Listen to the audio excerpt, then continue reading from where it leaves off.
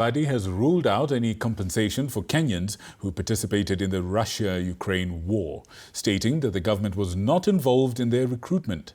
Mudavadi says that the recruitment of Kenyans into foreign military operations was illegal and that the government will take firm action against rogue agencies behind the exercise. Our senior political reporter Liz Mutuku is in Moscow, in Russia, alongside the CS, or the PCS in this case.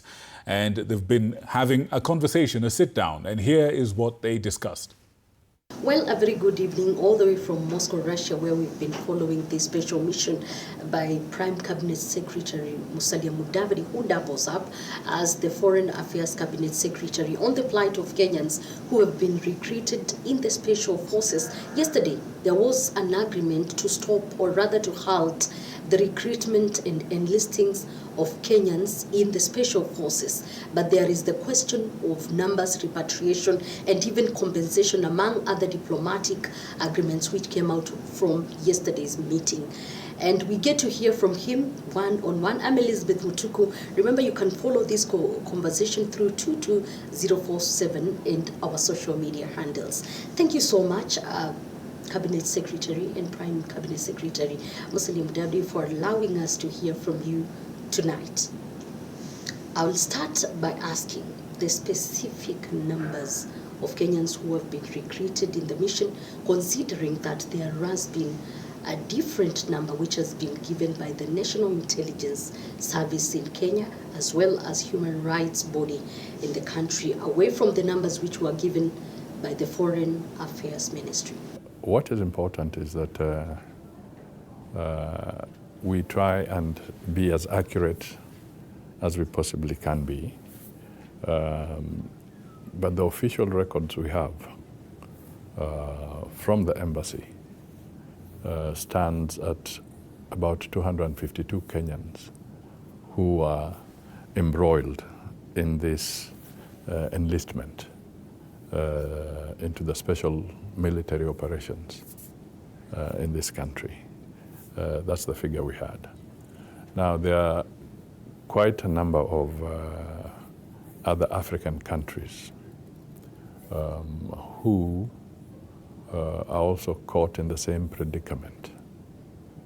I don't want to name those countries, but you'll be able to find that other countries have been entangled in this.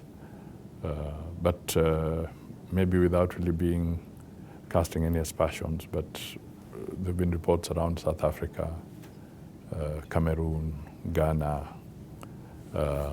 and Sierra Leone, Egypt, and outside Africa there have been talk of even India and other places. So from the records that we have here, which names can be verified, it's about 252 from the mission in Russia, our embassy. I know there was debate in Parliament and there was indication that this number could be higher. But until we have appropriate verification, I would not want to talk of a figure that we cannot attach a name to. We know there has been majority of Kenyans who have been enlisted, but yesterday you spoke of halting the whole process, or rather stopping this. But what are the measures which we are taking, or rather the country is taking, against the rogue agencies who have been involved majorly in recruiting Kenyans in these special forces? Just to have a campaign of awareness. I think it is important that Kenyans realize that we have the Ministry of Labor and we have the National Employment Agency, and then we have the Department of Diaspora, which falls under my Ministry of Foreign Affairs. These government departments are there to serve the Kenyan public and to help the Kenyan public determine the integrity of the agencies that are involved in any recruitment The government has been cautioning about illegal agencies. And we have had some of them deregistered, some of these companies. But the law has not been tight enough. I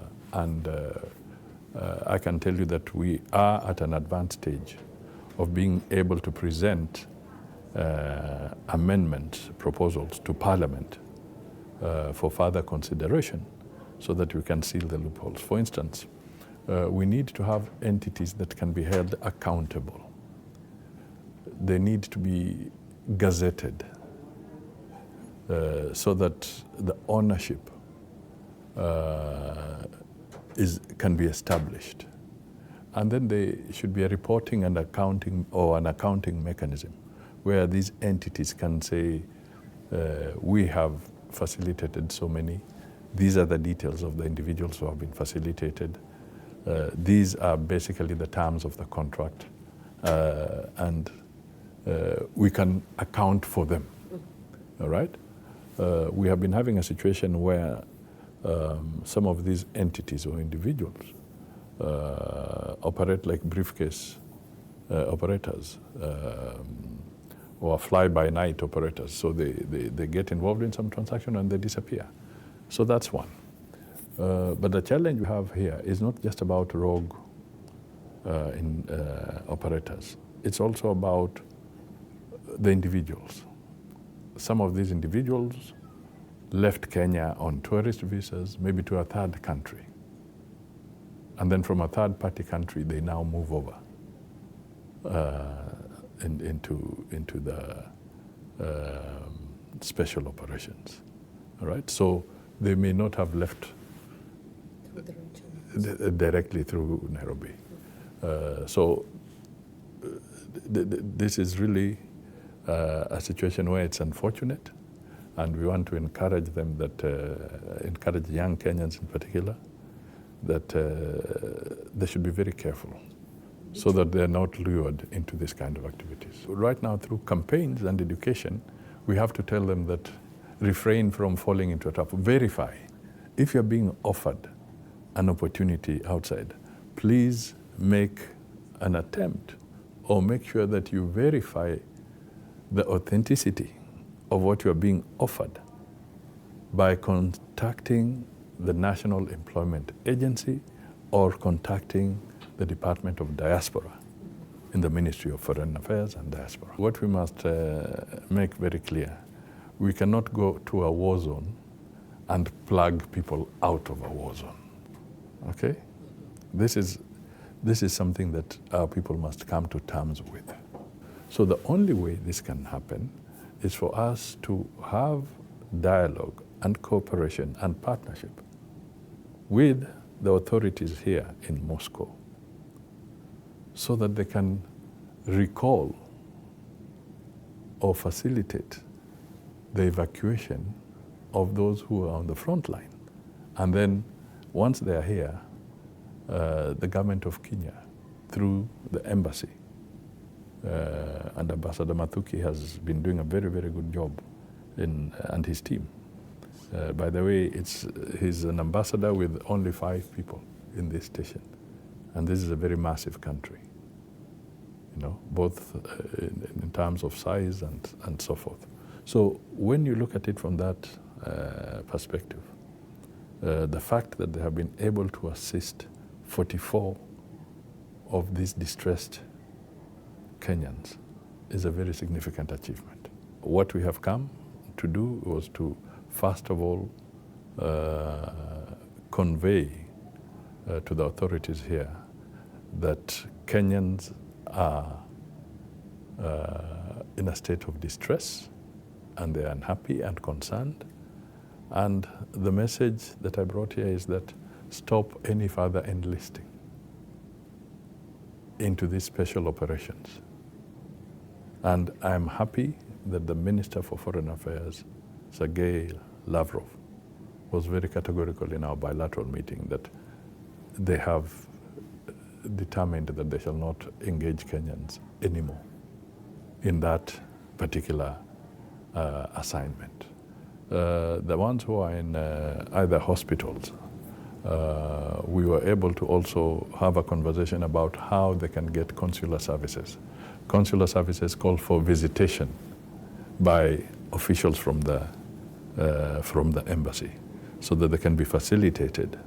The Minister for Foreign Affairs was very clear that through the Department of Defense, this can be facilitated so that our mission staff can have access to the Kenyans who are in distress, and then from there start the journey of helping them to get back. When there is the conversation on exchange of prisoners of war, we would want the authorities here to include the Kenyans who may have been affected, so that they can be brought out of there, and in the process, then we begin the journey of helping them to get home.